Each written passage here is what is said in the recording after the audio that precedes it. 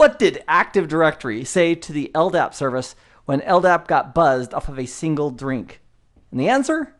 What a lightweight. If you and I were doing a scan of the network and one of the systems came back and reported that TCP port 389 was open and available, we know basically two things from that. Number one, it's an LDAP service that's listening on that port. And secondly, in a Microsoft environment, it's going to be a system that's connected to Active Directory.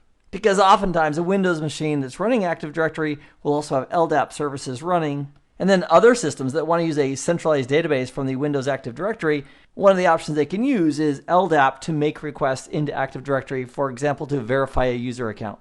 Now, port 389 is plain text, and it's a little bit risky because if we have a device that's making an LDAP query and we're sending over the username and the password associated with that request, because it's in plain text, anybody eavesdropping the network or doing a man-in-the-middle attack who can then see that traffic then knows the credentials, the username and password that can be used for those LDAP queries. Now, to help control that, we could also use encryption. And when using encryption for confidentiality with our LDAP requests, it uses TCP port 636. And those are the default ports, unencrypted 389 and encrypted using 636. We're going to go to Manage up in the top right-hand corner of Server Manager, and we're going to select from the drop-down Add Roles and Features.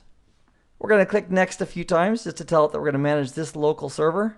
And what we want to do here is we're going to add Active Directory domain services. It's going to add a bunch of additional tools as well. We'll click Add Features. And we're also going to add Active Directory Lightweight Directory Services. And click on Add Features. So effectively, we've added a check here and accepted the defaults for the additional services it's going to add. And we'll click on Next to continue. So we'll click on Next, and we'll click on Next again, and Next again, and Next again, and we're going to click on Install. So the install is done. It's letting us know that we have some additional steps to make this a domain controller, so we can click here to promote it. So we'll go ahead and click on that hyperlink to promote it to a domain controller. We're going to say we're going to add a new forest because I'm not going to join an existing one. For the root domain name, I'm going to use nuglab.local and click on Next.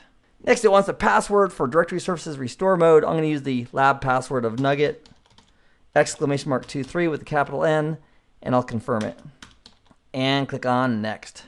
It's giving me a message about delegation for the DNS server. I'm going to go ahead and say thanks and click on Next. It's recommending the NetBIOS domain name of nuglab, which looks perfect. So we'll use that. We'll click Next. I'm going to accept the default file locations and click Next, and then click Next to continue. It's going to go through and check for prerequisites, and then we'll click on Install, and that's going to trigger a reboot of the server as well. So we'll go ahead and let all of that happen. So it just rebooted, it's on its way back up, and then we'll log in as administrator. So we'll log in as administrator. And now that that's back up and running, let's go over to our Kali Linux box and do a quick scan just to verify whether or not TCP port 389 is up and available and listening on that Windows 2012 server. So we'll go over to our Kali Linux box, we'll bring it full screen, and let's open up a shell, and from the command line, let's run nmap. So we'll do nmap space -s for the type of scan. Let's do a TCP scan, so capital T. Let's do a capital O. And just as a reminder, that'll help us to discover the operating system that's running on that platform. And then we'll put in the target IP address of that Windows 2012 server, which is 192.168.1.212, and we'll press Enter. And it is done. It took about 4 seconds. And if we scroll up a little bit, and we have this guy, 389, which is LDAP. And we also have 636, which is LDAP that's using SSL for the encryption. So in spite of what Obi-Wan Kenobi says, these are the droids that we're looking for.